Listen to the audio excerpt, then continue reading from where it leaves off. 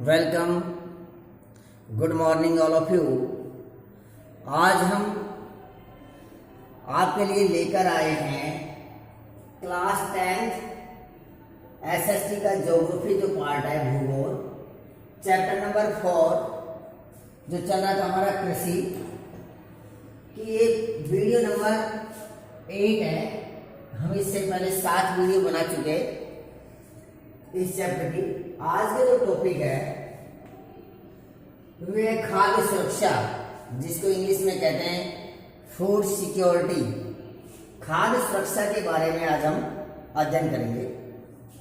इसकी main features देखेंगे कि खाद्य सुरक्षा क्या है, इसको कौन लागू करता है, कैसे ये चल रहा है देश में, इससे कौन कौन लोग लाभान्वित है यानी लाभ मिल रहा है, और इसमें क्या इसकी कमियां भी रही हैं और कमियां को उसको सरकार ने कैसे दूर किया है, और साथ में किसान लोग किस प्रकार से खेती कार्य कर रहे हैं, उनके सामने कौन कौन सी समस्या रही है, भोजन किन किन को मिल रहा है, किन किन को नहीं मिल रहा, कौन भोजन को दे रहा है, खाद्यान्न को कौन उत्पन्न कर रहा है, उसके सामने क्या समस्या है। इन सभी बातों का अध्ययन आज हम करेंगे खाद्य सुरक्षा।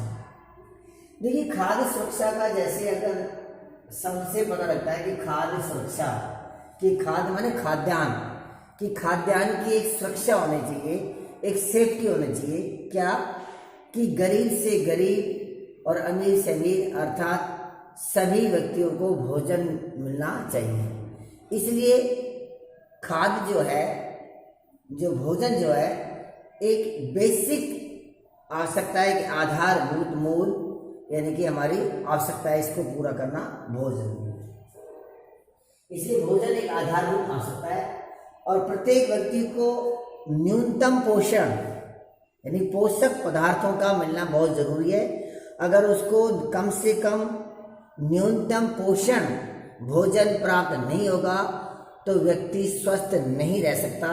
इसलिए उसको न्यूनतम पोषण भोजन मिलना आवश्यक है, जिसमें न्यूनतम पोषण जिसमें भोजन के सभी अवयव जो तत्व हैं वे सम्मिलित हो, जैसे विटामिन की मात्रा भी हो, आयरन की भी मात्रा हो, उसमें कैल्शियम की भी मात्रा हो, यानी कि ये सभी उसमें होना चाहिए। इसलिए जनसंख्या का इस तरह जनसंख्या तेजी से बढ़ रही है।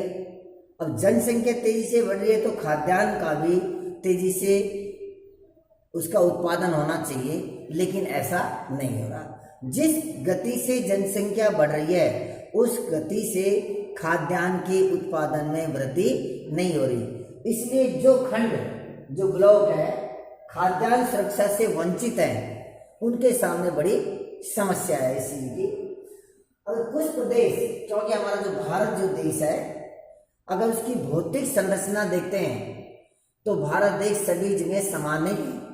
क्योंकि आपने पहले वीडियो बना था कि जब भारत देश की अगर हम प्राकृतिक कंडीशंस देखते हैं तो कहीं कोस्टल एरिया है, वेस्टर्न पार्ट में कोस्टल है, नॉर्थन पार्ट में देखते हैं तो हिमालय माउंटेन्स है, कहीं समतल मैदान है, कहीं पठारी भूमि है। इस प्रकार से भारत का जो सभी प्रदेश है वे समान दृष्टि से नहीं है। कुछ गरीब राष्ट्र है तो कुछ अमीर राष्ट्र है, और तो कुछ ऐसे राज्य हैं जो मध्यम है। इसलिए आर्थिक दृष्टि से सभी राज्य समान नहीं है। कुछ विकसित है, जैसे बिहार अगर उड़ीसा का देखते हैं तो बहुत गरीब है, पंजाब और महाराष्ट्र का देखते हैं तो बहुत अच्छे हैं अपने आर्थिक स्थिति में। तो सभी राज्यों की आर्थिक स्थिति समान नहीं है, कोई निर्धन है, विकास नहीं है, और किसी न किसी राज्य में कोई ना कोई प्राकृतिक आपदाएं घटती हैं, जिससे प्राकृतिक आपदाएं जो घटती हैं, जैसे प्राकृतिक आ गई, जैसे बाढ़ आ गया, भूकंप आ गया, कहीं चक्रवात आ गया, तूफान आ गया, और वर्तमान में जैसे चल रहा है टिड्डियों का भी चल रहा है कि टिड्डियां आ रही है और फसल को नुकसान हो रहा है। तो ये कुछ प्राकृतिक आपदाएं भी हैं। जैसे बिहार और बंगाल में बाढ़ आ जाती है, असम में बाढ़ आ जाती है, तो वहाँ की किसान की जो फसल है नष्ट हो जाती है। तो ये स्थिति क्या है, जैसे बिहार, असम और जैसे बांग्लादेश साइड में जो पश्चिम बंगाल में बाढ़ आती है, लेकिन जैसे राजस्थान में देखते हैं इधर नहीं आती इतना। तो ये क्या है, उसकी प्राकृतिक आपदाएं भी उसकी अर्थव्यवस्था को कमजोर कर देती है। क्यों? क्योंकि अलग अलग राज्य की जो संरचना है अलग अलग दिशाओं में उसकी है। साथ में राष्ट्रीय खाद्य सुरक्षा प्रणाली, इसलिए इन सभी बातों को ध्यान में मद्देनजर रखते हुए हमारी भारत सरकार ने ये सोचा कि भारत एक विशाल देश है, अलग अलग राज्य की अलग अलग आर्थिक व्यवस्था है, कहीं पर प्राकृतिक आपदाएं अधिक आती हैं, कहीं कम आती हैं, कुछ राज्य गरीब हैं, कुछ मध्यम हैं और कुछ अमीर हैं। तो उनके लिए सभी लोगों को भोजन मिलना बहुत जरूरी है। इसलिए भारत सरकार ने एक योजना चलाई, उसका नाम है राष्ट्रीय खाद्य सुरक्षा प्रणाली। ये योजना चलाई, इसको राष्ट्रीय खाद्य सुरक्षा प्रणाली। क्या है राष्ट्रीय खाद्य सुरक्षा प्रणाली? क्या है इसका उद्देश्य? राष्ट्रीय खाद्य सुरक्षा प्रणाली की स्थापना की गई तो इसका मुख्य उद्देश्य है कि चाहे ग्रामीण हो या नगरीय हो, कोई भी व्यक्ति जो भारत का नागरिक है, चाहे रूरल एरिया में ग्रामीण क्षेत्र में रह रहा हो या नगरीय क्षेत्र में या शहरी क्षेत्र में, उनको भोजन मिलना अति आवश्यक है। भोजन की प्राप्ति होना उनको जरूरी है कि अगर भोजन नहीं मिलेगा तो वे जीवित नहीं रह सकते। इसलिए राष्ट्रीय खाद्य सुरक्षा का जो प्रथम जो उद्देश्य है कि सभी व्यक्तियों को न्यूनतम यानी कम से कम दर पर भोजन के साथ साथ अन्य जो आवश्यक वस्तु है जो खाद्यान्न से संबंधित है ये वस्तु उनको मिले। ये है हमारा राष्ट्रीय खाद्य सुरक्षा प्रणाली का प्राथमिक उद्देश्य। अगर इसके हम घटक देखते हैं, घटक माने तत्व देखते हैं, तो इसके दो मुख्य घटक है। एक तो है बफर स्टॉक और दूसरा है सार्वजनिक वितरण प्रणाली। बफर स्टॉक का मतलब है जहां पैदावार बहुत अधिक हो। कैसे राज्य हैं हमारे देश में जो बहुत से अधिक कृषि उत्पादन कर रहे हैं, कुछ राज्य ऐसे भी जहाँ कृषि कार्य नहीं किया जाता। सार्वजनिक वितरण प्रणाली को हम देखते हैं तो पीडीएस बोलते हैं। क्या बोलते हैं इसको? पीडीएस बोलते हैं, पब्लिक डिस्ट्रीब्यूटर सिस्टम, पीडीएस। दूसरा है सार्वजनिक वितरण प्रणाली जिसको हम इंग्लिश में बोलते हैं पीडीएस, पब्लिक डिस्ट्रीब्यूटर सिस्टम। सार्वजनिक वितरण प्रणाली क्या होती है? जो राशन की जो शॉप्स होती हैं, जो राशन की जो दुकान होती है, उसमें जैसे उचित मूल्य की दुकान के ऊपर खाद्यान्न मिलना, जैसे गेहूं, चावल, दाल, तेल, ये मिलना, ये इनका मुख्य घटक है इसका राष्ट्रीय खाद्य सुरक्षा।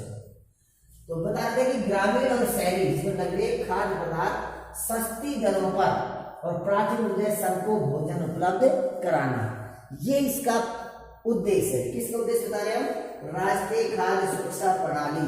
किसने इसकी स्थापना की? हमारी सरकार ने, भारत सरकार ने लागू किया। भारत सरकार के बाद में इसको राज्यों में, और राज्यों के बाद में इसको जिलों में, और जिलों के बाद में खंड स्तर पर, और खंड स्तर के साथ में हमारे नगर पालिका, कस्बों में और ग्रामीण क्षेत्र में, अर्थात इसका एक लिंक बना दिया गया, जोड़ दिया गया कि सेंटर में भारत सरकार, ये भारत सरकार, फिर राज्य सरकार, राज्य से जिलों में, जिलों से तहसील जिसको कहते हैं ब्लॉक, और ब्लॉक से कस्बों में, और ग्रामीण यानी ग्रामीण। देश से, भारत देश से लेकर एक व्यक्ति तक यानी भोजन उसको प्राप्त हो। जो लोग जिनको भोजन की यानी कि जरूरत है, जो गरीब लोग हैं, अमीर लोग तो खरीद सकते हैं, लेकिन जो लोग गरीब हैं जिनको यानी कि भोजन की प्राप्ति करने में प्रॉब्लम क्रिएट होती है, दिक्कत आती है, या वे व्यक्ति गरीब जो ऊंची दर के ऊपर भोजन नहीं खरीद सकते, तो वे उचित मूल्य की दुकान के ऊपर भोजन खरीदें। कृषि उत्पादन में वृद्धि हुई, गेहूं और चावल जैसी फसल है उसमें वृद्धि हुई, और समर्थन मूल्य। अब देखिए मेन इसमें समर्थन मूल्य निर्धारित करना। अब समर्थन मूल्य निर्धारित कौन करेगा? भंडार होगा। एक है एफसीआई, एफसीआई कहते हैं food corporation of India. Food corporation of India को अगर हम देखते हैं तो फूड कारपोरेशन ऑफ इंडिया को कहते हैं भारतीय खाद्य निगम। इसको कहते हैं भारतीय खाद्य निगम। ये जो हमारा एफसीआई है इसकी फुल फॉर्म है फूड कारपोरेशन ऑफ इंडिया, भारतीय खाद्य निगम। अब ये जो भारतीय खाद्य निगम है इसका क्या काम है? भारतीय खाद्य जो निगम है ये भारतीय खाद्य निगम किसानों से समर्थन मूल्यों पर जो अनाज है, खाद्यान्न है, उसको खरीदता है और खरीदने के बाद में उसका भंडारण करता है। अब देखिए क्या क्या है, भारतीय खाद्य निगम का जो मुख्य काम है कि भारतीय किसानों से समर्थन मूल्यों के ऊपर अनाजों को, खाद्यान्नों को खरीदना, उसका भंडारण करना, उसकी सुरक्षा करना, उसकी देखभाल करना और साथ में सार्वजनिक वितरण प्रणाली का क्या है कि सार्वजनिक वितरण प्रणाली जो पीडीएस है, ये एफसीआई पीडीएस अर्थात सार्वजनिक वितरण प्रणाली ये भारतीय खाद्य निगम से अनाज लेकर और ये सुनिश्चित करता है कि किन किन लोगों को वितरण करना है। बिल्कुल छोटे से शब्दों में अगर कहे, भारतीय खाद्य निगम का तो है अनाजों को इकट्ठा करना, उसका भंडारण करना और सार्वजनिक वितरण प्रणाली मतलब उसको बांटना, ये इनका मुख्य काम है, प्राथमिक। भूमि निजीकरण ये भी एक समस्या हुई भारतीय किसानों के पास में कि जब किसान लगातार कृषि उत्पादन कार्य कर रहा है और कृषि उत्पादन कार्य कर रहा है तो अधिक कम समय में अधिक पैदावार लेने के लिए या उत्पादन में वृद्धि करने के लिए किसान बार बार नए नए उर्वरकों का, रासायनिकों का, कीटनाशक दवाइयों का प्रयोग कर रहा है और साथ में जल का अधिक प्रयोग कर रहा है, जिससे भूमि की जो उर्वरकता की क्षमता है वे कम हुई है। जैसे जलाक्रांता लवणता, जलाक्रांता जल में लवण आने लग गए हैं, खारापन हो रहा है पानी में, जो पीने के लिए तो बहुत दूर है, कृषि के कार्य में भी उसका प्रयोग नहीं हो पाता है। जलाक्रांता एक बड़ी समस्या है। जो सूक्ष्म पोषक तत्व है, वे पोषक तत्व जो है वे भी इसमें कमी हो रही है, जिससे उत्पादन नहीं हो रहा। पंजाब और हरियाणा में देखते हैं तो इसका एक एग्जाम्पल है। पंजाब और हरियाणा में सबसे अधिक सिंचाई की जाती है। सबसे अधिक सिंचाई करने के कारण ये जल क्रांता की समस्या पैदा हुई है, क्योंकि भूमि के अंदर काला लग जाता है, सफेद सफेद व्हाइट से एक लेयर्स डिपॉजिट्स हो जाती है, एक परत जम जाती है, जिससे जल क्रांता की समस्या उसको हटा दिया जाता है इस खेत में से मिट्टी को और दूसरी मिट्टी को डाला जाता है ताकि भूमि की जो उर्वरकता है वे बनी रहे। तो ये एक बड़ी समस्या है, क्योंकि पंजाब और हरियाणा गेहूं और चावल के उत्पादन में अग्रणी राज्य है, गेहूं और चावल। अब देखते हैं उपभोक्ता, जिसे हम कहते हैं कंज्यूमर, कि भाई इस जो आपकी सार्वजनिक वितरण प्रणाली से जो खाद्यान्न प्राप्त करते हैं वे कौन करते हैं? उनको जो प्राप्त करते हैं, जो भोजन प्राप्त करते हैं हमारे भारत के नागरिक, उसको उपभोक्ता कहते हैं। उपभोक्ता माने उपभोग करने वाले। तो उसको दो भागों में बांटा गया है, उसके दो प्रकार है उपभोक्ताओं के। उपभोक्ता एक तो है एपीएल और दूसरा है बीपीएल।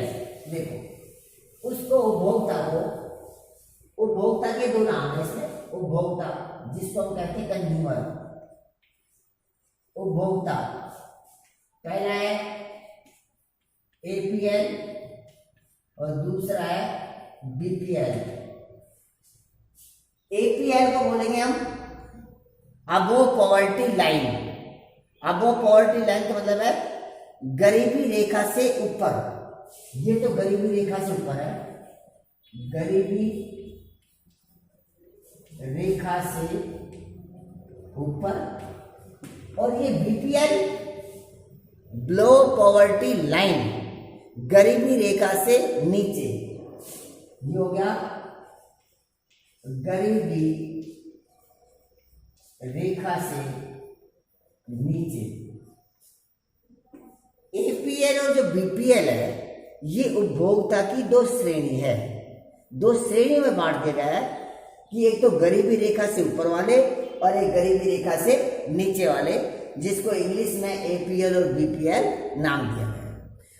तो ये जो एपीएल और जो बीपीएल है, इनको जो उचित मूल्य की जो दुकान है, जो राशन की दुकान है, जो खाद्यान्न मिलता है, चाहे गेहूं हो या चावल हो या दाल हो या तेल हो या अन्य कोई भी खाद्यान्न पदार्थ हो, वे इन दोनों की दर अलग अलग है। बीपीएल को सस्ता मिलेगा, इसको थोड़ा इससे महंगा मिलेगा। तुमको दोनों को जिनको जरूरत होगी, जिनके अर्थात गवर्नमेंट अनुसार, तो बीपीएल को और एपीएल की जो दर है उसमें डिफरेंस है। एपीएल और बीपीएल से जो राशन की दुकान से जो खाद्यान्न मिल रहा है उसकी दर अलग अलग होगी। बीपीएल की कम और एपीएल की थोड़ी अधिक दर होगी। तो ये उपभोक्ता के है। उसके बाद नई प्रौद्योगिकी का प्रयोग होने लगा। जब इस प्रकार से जनसंख्या तेजी से बढ़ने लगी तो नई प्रौद्योगिकी का प्रयोग होने लगा कि जैसे आपने पहले वीडियो पढ़ी थी, नई प्रौद्योगिकी क्या था, जैसे हरित क्रांति आई, श्वेत क्रांति आई। हरित क्रांति जैसे खाद्यान्न के उत्पादन में वृद्धि करना, श्वेत क्रांति जो आपका व्हाइट या फ्लड ऑपरेशन कहते हैं, दूध के उत्पादन को। तो इस प्रकार से प्रौद्योगिकी का प्रयोग होना, इसको जिला, ब्लॉक और को आत्मनिर्भर, जैसे भी पढ़ रहे थे कि सबसे पहले देश के बाद राज्य के बाद जिला के बाद ब्लॉक, इनको आत्मनिर्भर बनाएगा कि ये अपने आप में आत्मनिर्भर बने, अधिक से अधिक खाद्यान्न उत्पादन करें। कृषि में निवेश, पूंजी निवेश, यानी कि कृषि में जो निवेश है वे निवेश धीरे धीरे कम होता जा रहा है। क्यों होता जा रहा है? क्योंकि भारतीय किसान की जो खेती है ना, ये सिक्योर नहीं है। उसके ऊपर कोई ना कोई प्राकृतिक आपदाएं आती रहती हैं, और साथ में भारत सरकार भी क्या कर रही है कि जो सब्सिडियां हैं वे धीरे धीरे कम कर रही है, लेकिन उसका विकास भी कर रही है। लेकिन क्या कह सकते हैं, हम एक कंपेयर करें, अगर नई योजना देखें तो भारत सरकार की बहुत अच्छी योजना है कि प्रधानमंत्री फसल बीमा, प्रधानमंत्री जो फसल बीमा योजना चल रही है, अच्छी योजना चल रही है। तो साथ में सतत पोषणीय विकास। सतत पोषणीय विकास का मतलब है कि हमको ऐसा विकास करना है कि जो हमारे पास उपलब्ध संसाधन है उससे हम अपना विकास भी करें और पर्यावरण को सुरक्षित भी रखें, पर्यावरण को नुकसान नहीं पहुंचाना, और आने वाली पीढ़ी जो हमारी है उसके लिए हम सुरक्षित रखें। जैसे हमारे संसाधन है, जैसे जल संसाधन है, हमारा भूमि संसाधन है, हमारा पर्यावरण संसाधन है जो प्राकृतिक, इसको हमको बचाए भी रखना है कि जब पर्यावरण ही सेफ नहीं होगा तो हम कहाँ से सेफ होंगे। इसलिए अधिक से अधिक वनस्पति लगानी चाहिए, पर्यावरण को दूषित होने से बचाना चाहिए। ये भारत का प्रत्येक नागरिक का एक कर्तव्य बनता है। प्रौद्योगिकी का उपयोग होगा रोजगार पैदा करना। जब जनसंख्या तेजी से बढ़ रही है तो रोजगार में भी वृद्धि करना चाहिए। तो तेजी से जनसंख्या बढ़ रही है और रोजगार नहीं बढ़े तो देश फिर गरीब होगा। इसलिए रोजगार के नए नए अवसर भी खोलने चाहिए, जिससे गरीबी दूर होगी, क्योंकि हमारा मेन मकसद है गरीबी को दूर करना। साथ में धीरे धीरे युवा के समय के बदलाव के अनुसार जैसे जैसे समय बदलता गया, जनसंख्या बढ़ती गई, आधुनिकता आने लगी, आने वाली जो नई पीढ़ी है उसका कुछ अरमान कुछ ऊंचे होने लगे, अर्थात जिनके पास भूमि कम है वे अधिक लाभ लेने के लिए कृषि का जो पैटर्न है, कृषि का जो स्वरूप है उसको चेंज करने लगे। तो क्या करने लगे कि खाद्यान्नों के स्थान पर फल और सब्जियां बोने लगे। माने किसी के पास भूमि कम है और वे अनाज उत्पादन नहीं करें क्योंकि अनाज में उसको कम पैसे मिलेंगे, तो वे क्या करने लगे, फल और सब्जियों को बोने लगे। फल और सब्जियों से उसको नगद पैसे मिलने लगे। कम समय में छोटे से भूभाग पर सब्जियां बेचकर अधिक पैसे कमाने लगे। इसलिए अनाज और दालों का जो निवल बोया गया क्षेत्र है वे सब्जी और फल होने लेने लगे। अर्थात गेहूं और चावल, अगर मैं स्पष्ट शब्दों में कहूं कि गेहूं, चावल, खाद्यान्न जो अनाज है, दाल है, उनके बोने के स्थान के ऊपर सब्जियां और फल बोने लगे, जिससे हमारे अनाज के उत्पादन में गिरावट आई, ह्रास हुआ। ये हमारे निवल बोया गया क्षेत्र में कमी है। बढ़ती जनसंख्या, घटता रोजगार एक बड़ी चिंता का विषय है। जैसे भी बात करें कि भारत देश की जनसंख्या बड़ी तेज गति से बढ़ रही है, लेकिन रोजगार घट रहे हैं। कुछ हमारी नीतियां भी ऐसी हैं कि जिसके कारण कि रोजगार कम हो रहे हैं। जैसे एक एग्जाम्पल लें कि जैसे आज अगर हम देखें कि 60 साल की एज तक गवर्नमेंट सर्वेंट नौकरी कर रहा है, 60 साल तक उम्र कर रहा है, उसका जो 60 साल की एज तक उम्र में नौकरी कर रहा है, लेकिन उसके घर में कोई बेटा या पोता जो है जवान है, पढ़ा लिखा है, लेकिन उसको रोजगार नहीं मिल रहा, तो ये भी एक समस्या है। अगर 60 साल की उम्र को गवर्नमेंट अगर ऐसे चाहे कि उसको थोड़ा कम कर दिया जाए और आने वाली पीढ़ी को एक मौका मिले, नई जनरेशन को, क्योंकि नई पीढ़ी में एक नया ऊर्जावान होगा, नया दिमाग होगा, साथ में उसमें अच्छी क्या कहते हैं कि एक एनर्जी होगी, तो वे जो एक अधिक काम कर पाएगा। ये ऐसी बात नहीं है कि जो एज आदमी उसमें एक्सपीरियंस होता है, बहुत अच्छे ज्ञान होता है, तो उसके ज्ञान को उसमें कन्वर्ट क्यों नहीं किया जाए, नई आने वाली पीढ़ी को सिखाया जाए, तो कहीं हमारा देश और आगे प्रगति कर सकता है। ये मेरी ऐसी थिंकिंग है। तो ये क्या है कि बढ़ती जनसंख्या, घटता रोजगार, गैर कृषि उपयोग, ये भी एक समस्या है।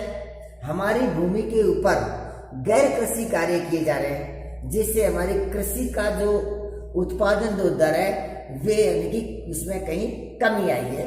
कैसे हो रहे गैर कृषि कार्य?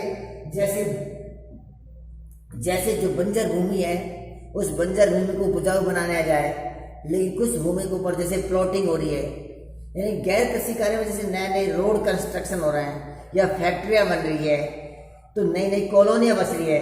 इसके भूमि का क्या हो रहा है? निम्नीकरण हो रहा है। भाई भूमि कोई ऐसे तो है नहीं, कोई रबड़ तो है नहीं उसको पकड़कर उसको खींचा और वो बढ़ जाएगा, तो भूमि तो बढ़ नहीं सकती। तो जो भूमि है, जो वेस्टलैंड है, जो गोचर भूमि है या हमारी बंजर भूमि है, उसको ऐसी तकनीकी अपनाए, और भारत सरकार उसका प्रयास कर रही है ताकि उसको बंजर भूमि को उपजाऊ भूमि बना जाए। लेकिन फिर भी गैर कृषि कार्य अधिक हो रहा है, जिससे भूमि के जो कृषि कार्य है वो अवरुद्ध हो रहा है। भूमि के उत्पादन में कमी है, साथ में कीटनाशक दवाइयों का प्रयोग। भारतीय किसान कम समय में अधिक पैदावार लेने के लिए और आंख मीचकर अनाधुन कीटनाशक दवाइयों का प्रयोग कर रहा है। नई नई कीटनाशक दवाइयाँ कर रहा है, रासायनिक खादों का प्रयोग कर रहा है। क्यों? लाभ अधिक। लेकिन उसका डायरेक्टली इनडायरेक्टली हमारे ऊपर पड़ रहा है, या हमारे इन्वायरमेंट के ऊपर, पर्यावरण के ऊपर पड़ रहा है दबेड़ है, या हम जिस खाद्यान्न को खा रहे हैं उसमें पड़ रहा है। आज हम सब्जियां खाते हैं बड़े हाइब्रिड की है, आज हम अनाज खा रहे हैं जिसमें पता नहीं कितनी दवाइयों का प्रयोग हो रहा है, कितने रासायनिक खादों का प्रयोग हो रहा है। और आज के समय में जो बीमारियां बढ़ रही है, इस बीमारियां का बढ़ने का मेन कारण ये है कि जो हम कुछ खा रहे हैं, अनाज है या सब्जियां है, इनकी वे रासायनिक दवाइयों से, कीटनाशक दवाइयों से, नए नए जैसे खादों से, जैसे डीएपी वगैरह खाद चल रहे हैं, रासायनिक खाद चल रहे हैं, उन दवाइयों को डाल डालकर उसको बढ़ाया जा रहा है, और उनका अंश उस भोजन में जाता है, उस अनाज में, और उसको हम खा रहे हैं। तो निश्चित रूप से ये बीमारी का घर भी है। इसके ऊपर कंट्रोल। जल स्तर कम होता जा रहा है, जैसे बता रहा है कि किसान अधिक पैदावार करने के लिए लगातार जल का उपयोग कर रहा है, नए नए बोरिंग कर रहे हैं, ट्यूबवेल खोद रहे हैं, तो इससे जल का जो वाटर लेवल है वे कम जा रहा है। ये बड़ी समस्या, एक चिंता का विषय है कि अगर जल का स्तर ऐसे नीचे चला गया तो आने वाली पीढ़ी को आने वाली पीढ़ी की आज अगर प्रेजेंट देखें इस समय, तो जल की बड़ी समस्या है। हमको जल को सुरक्षित रखना है, जल को बचाए रखना है, हमको एक एक बूंद को बचाना है। एक एक बूंद जल की हमारी आने वाली पीढ़ी के लिए एक अमृत के समान होगी। इसलिए आपसे रिक्वेस्ट है कि जल को बचाना बहुत जरूरी है। बिना जल के हम जीवित नहीं रह सकते। तो जल की बड़ी एक समस्या है, जल स्तर कम होता जा रहा है। जैसे पंजाब, अभी एग्जाम्पल देते, पंजाब जैसे हरियाणा जैसे राज्यों में अधिक सिंचाई करने से वहाँ लवणता आ जाती है, खारापन आ जाता है, एक समस्या है। साथ में किसानों की समस्या है कि जब वाटर लेवल कम जा रहा है, पानी का स्तर नीचे गिर जा रहा है, तो भारतीय किसान बिना सिंचाई के कृषि करना संभव नहीं है, क्योंकि भारत की जो कृषि है वे तो मानसून के ऊपर निर्भर है। मानसून समय पर आ जाता है, कभी नहीं आता। ये सब पर्यावरण की समस्या है कि जब तक पर्यावरण शुद्ध नहीं होगा, पर्यावरण को हम सुरक्षित नहीं रखेंगे, तो मानसून भी समय पर नहीं आएगा। ये मानसून का लेट आना, बारिश कम होना, ये सब पर्यावरण प्रदूषण है। अधिक से अधिक वनस्पति लगाएंगे, पर्यावरण को सुरक्षित रखेंगे, तो निश्चित रूप से मानसून भी सही समय पर आएगा। तो सीमांत किसानों को बड़ी समस्या हो रही है, जो छोटे किसान है, क्योंकि जब पानी का लेवल नीचे जा रहा है तो वे कृषि कार्य नहीं कर पा रहे, क्योंकि आज की जो कृषि है वे सिंचाई के बिना कृषि नहीं हो सकती। चाहे फल लीजिए या सब्जी बोइए या अनाज बोइए, उसके लिए पानी बहुत जरूरी है। बिना पानी के कृषि नहीं कर सकते। इसलिए जो अमीर लोग हैं, जो किसान पैसे वाले अमीर लोग हैं, धनी है, वे कैसे न कैसे अपना पानी की व्यवस्था कर लेते हैं। कहीं ना कहीं एक बोरिंग की बजाय दूसरे तीसरी बोरिंग लगा के पानी का स्तर बढ़ा लेते हैं। लेकिन गरीब किसान के पास ये उसकी आर्थिक स्थिति से बाहर है कि वे एक बोरिंग में पानी नहीं हुआ तो दूसरी बोरिंग और करवाए, तीसरी और लगवाए। क्यों? क्योंकि ट्यूबवेल लगाने में खर्चा बहुत अधिक आता है। तो भारतीय किसानों के सामने बड़ी एक समस्या और एक चिंता का विषय है। साथ में अंतर्राष्ट्रीय प्रतिस्पर्धा बढ़ रही है। अंतर्राष्ट्रीय प्रतिस्पर्धा इस बढ़ रही है कि जैसे किसान का माल अधिक पैदा होता है और मंडियों में लिया जाता है, तो उस समय में उसके जो भाव है उसको उचित दाम नहीं मिलते। फिर भी हमारी भारत सरकार है, राज्य सरकार ने कि एक उचित दर निर्धारित कर रखें अनाज के ऊपर, कि कोई भी अनाज खरीदेगा तो भारत सरकार, राज्य सरकार उसको एक उचित दर के ऊपर उसको खरीदती, उसका पाव। इसलिए पूंजी निवेश कम होता जा रहा है। जब कृषि करना कोई सुरक्षित नहीं है, सिंचाई का स्तर गिर रहा है, पानी का लेवल गिर रहा है, तो इसलिए भारतीय किसान अपना जो निवेश है, पूंजी निवेश, कृषि कार्य में अपने हाथ खींच लिए। कृषि कार्य में इतना नहीं करना। उसको पता है कि अगर इतनी मोटे रकम पैसे कृषि कार्य में लगा देंगे और नुकसान हो गया तो उसकी भरपाई नहीं हो पाएगी। इसलिए ये उसका निवेश कम कर रहे हैं कृषि कार्य में। कृषि के बजाय अन्य क्षेत्रों में निवेश करना अधिक चाहते हैं। यही चाहता है भारतीय किसान। तो आज हमने पढ़ा हमारी खाद्य सुरक्षा के बारे में, इसका अध्ययन। आपको ये वीडियो कैसे लगा? आप इसको लाइक करिए, शेयर करिए, कमेंट करिए। Thank you. ओके।